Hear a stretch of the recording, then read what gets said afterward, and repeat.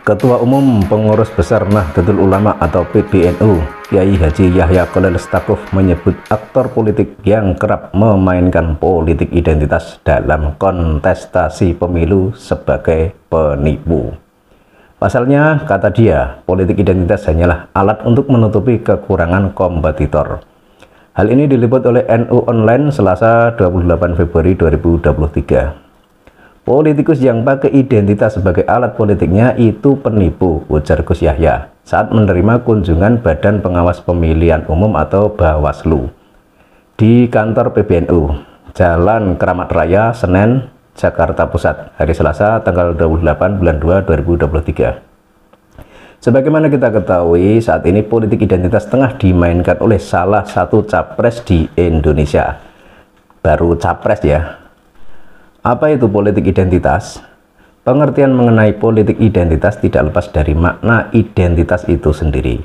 Identitas atau jati diri adalah pengakuan terhadap seorang individu atau suatu kelompok tertentu yang menjadi satu kesatuan menyeluruh yang ditandai dengan masuk atau terlibatnya dalam satu kelompok atau golongan tertentu.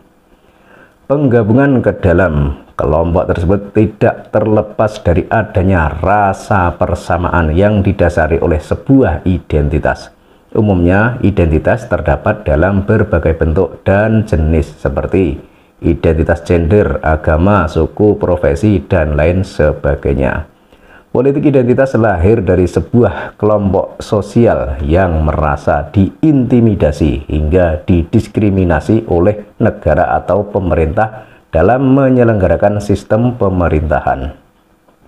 Politik identitas biasa digunakan sebagai satu cara di mana anggota masyarakat berjuang dengan tujuan untuk memperoleh pengakuan publik atas unsur budaya atau identitas mereka. Jadi dapat disimpulkan bahwa politik identitas adalah suatu politik yang didasarkan untuk merangkul kesamaan atas dasar persamaan-persamaan dari suatu kelompok untuk mencapai suatu tujuan tertentu. Misalnya untuk memperoleh pengakuan atas identitas kelompoknya atau meninggikan derajat dan martabat golongan. Kita lanjut baca beritanya ya. Gus Yahya menambahkan, aktor politik yang memainkan politik identitas tidak memiliki keberanian atau gagasan yang layak diberikan kepada publik.